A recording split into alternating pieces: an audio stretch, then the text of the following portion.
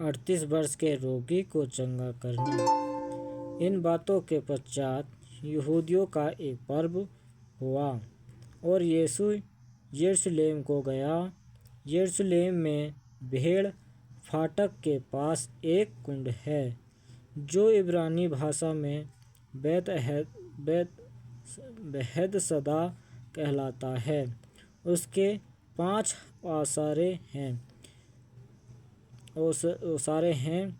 इनमें बहुत से बीमार, अंधे, लंगड़े और सूखे अंग वाले पानी के हिलने की आशा में पड़े रहते थे, क्योंकि नियुक्त समय पर परमेश्वर के स्वर्गदूत कुंड में उतरकर पानी को हिलाया करते थे। पानी हिलते ही जो कोई पहले उतरता वह चंगा हो जाता था, चाहे उसकी कोई बीमारी क्यों न हो। वहाँ एक मनुष्य था जो 38 वर्ष से बीमारी में पड़ा था। यीशु ने उसे पड़ा हुआ देखकर और यह जानकर कि वह बहुत दिनों से इस दशा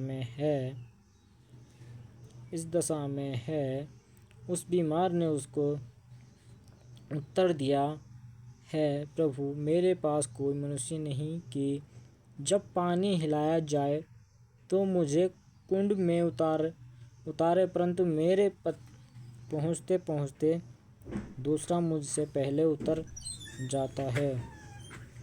यीशु ने उससे कहा, उठ, अपनी खाट उठा और चल फिर।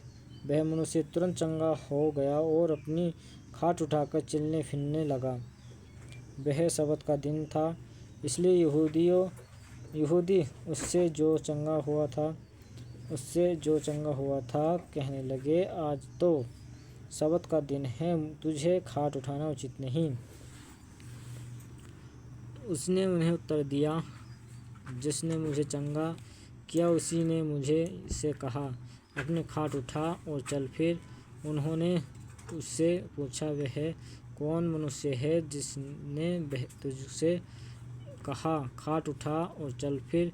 परंतु जो चंगा हो गया था वह नहीं जानता था कि वह कौन है, क्योंकि उस जगह में भीड़ होने के कारण यीशु वहाँ से हट गया था।